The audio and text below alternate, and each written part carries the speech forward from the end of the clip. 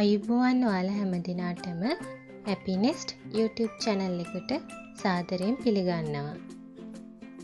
අද මම ඔයාලගේ නිවසට අරගෙන ආවේ බබාලගේ බර වැඩි කරගන්න අල වලින් රසවත් රොටියක් හදාගන්න ආකාරය.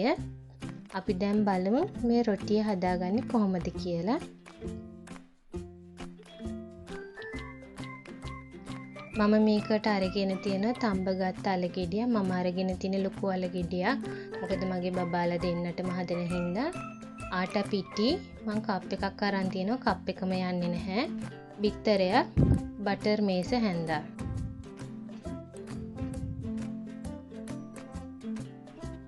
මුලින්ම මම අල ගෙඩිය බෝල් එකකට දාලා ඒක හොඳට පොඩි කරගන්නවා. කෑලි හිටින්නේ නැති වෙන්න ක්‍රීම් එක වගේ හොඳට පොඩි කරගන්න.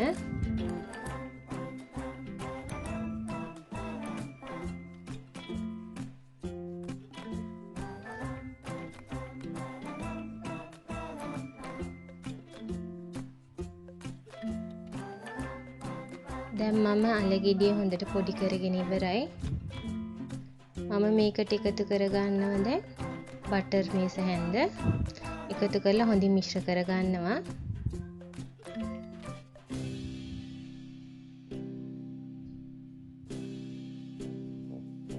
බටරුයි අලයි හොඳට මිශ්‍ර කරගත්තට පස්සේ මම මේකට දැන් එකතු කරගන්නවා බිත්තරය.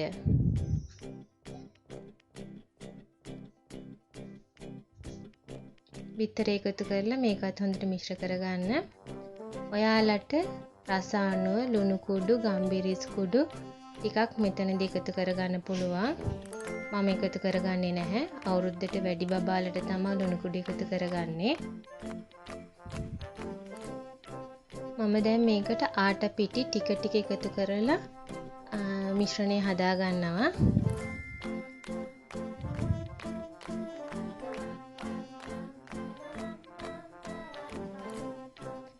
අතේ ඇලෙන්නේ නැති පදමට තමයි අපි මේ රොටි මිශ්‍රණය හදා ගන්න ඕනේ. ඉතින් පිටි ටික ටික එකතු කරලා මම මේ විදිහට හොඳට අනා ගන්නවා.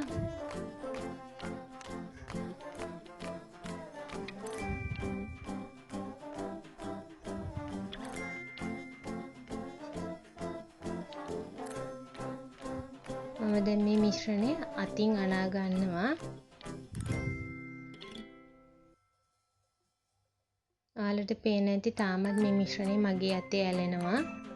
ඉතින් මම ආයෙ තව පිටි ටිකක් එකතු කරලා මේක අනා ගන්නවා.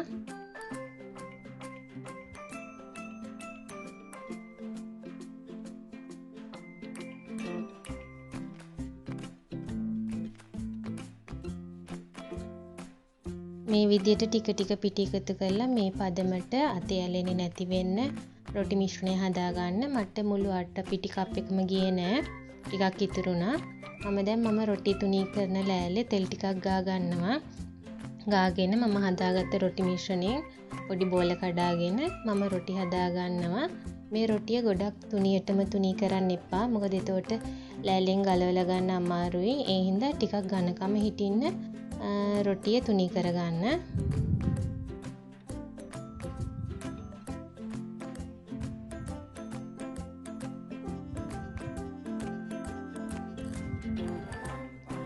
මම රොටිය තුනී කරගත්තා ටිකක් ඝනකම හිටින්න. ඊට පස්සේ මම මේක පෑන් එකක දාලා පුච්ච ගන්නවා. අඩු ගින්දරේ දෙපැත්ත හොඳට පුච්ච ගන්න.